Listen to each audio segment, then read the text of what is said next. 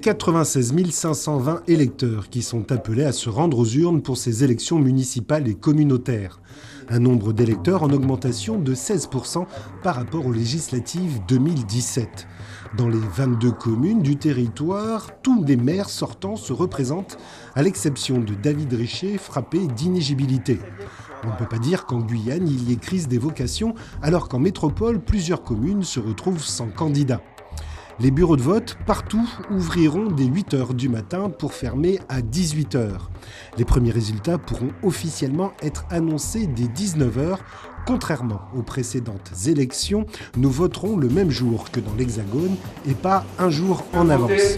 Enfin, coronavirus oblige, les électeurs sont invités à voter aux heures de moindre affluence, à apporter leur propre stylo, d'encre noire ou bleue, pour signer la feuille d'émargement, voire même leur bulletin de vote s'ils l'ont reçu avec les professions de foi. Et enfin, respecter les consignes de vote, distance de sécurité, lavage des mains, etc. qui seront mises en place dans les différents bureaux. Cette année, plus que les autres, le taux de participation sera observé autant que les résultats.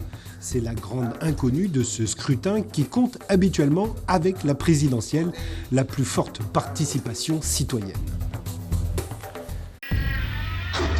Suivez l'info sur Guyana Première, télé, radio et internet.